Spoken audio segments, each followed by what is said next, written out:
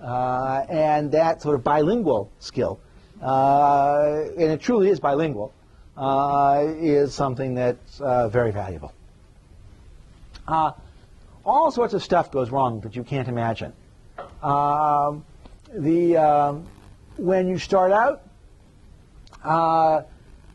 everyone basically tries to give you the people who are liars, who are alcoholics, who they're trying to get off their payroll. Sort of all the adverse selection just comes to you. And ultimately, we hired our first wonderful salesperson when she came back from maternity leave, and another company didn't give her old job back that they were legally supposed to. And so they were discriminated against her, and we said, you can work from home, you can have flexible travel schedule, and that's how we managed to get a good start in terms of hiring a great person. People give you these contracts which essentially say, we have your product and we have the right to sell your product forever. That might not be so bad if they're a really good distributor, but they're not always.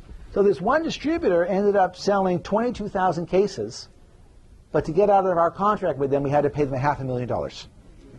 Yeah, so it's just crazy. So ultimately, again, got a little smarter here. How do you write contracts when somebody says, I want perpetual, and I will not do this otherwise? And the response was, well, you need to have performance standards. Okay, but try writing a performance standard that lasts forever, especially when you're growing at 100% a year or 200% a year. So basically, right now, you're selling 10,000 cases. We say we want you to be selling 100,000 cases in 5 years, otherwise you lose the contract. And they say, what are you smoking? That's crazy. And so the trick was ultimately to say, look, what you have to be is in the top half of sales per capita among all our distributors.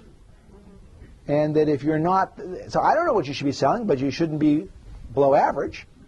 And as long as you're above average, you get to keep the contract. Well, not just, one is incentives, but separately is, it's a way to get out. It's a way of measuring quality too. So I'm not sure they're working harder or less hard, it's just some people are less competent. And how do I know if you're competent or not? Well, you're in the bottom half. And that actually saved us a huge amount. Is trying to figure out how you can find a performance standard for a time when any absolute standard is meaningless. There's just no way somebody would ever agree to a standard 5 years away.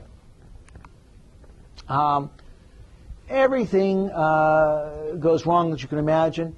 When our products initially were in glass, they still are, and the factory that made it filled up our bottles with something called a pop filler, a soda pop filler, fills it with pressure. And when a bottle is cracked, which some are, the bottles don't just break, they explode. And that explosion means glass goes everywhere, including to some other bottles that weren't yet sealed. The good news is the chunks of glass were so large you couldn't drink them. But it was almost like shipping a bottle. How did you possibly get a piece of glass that big in there? So we had a national recall. And we spent one summer taking our bottles off the shelves rather than putting them on the shelves. And that cost us probably $1 million in sales, $500,000 in inventory, and could easily have killed the company.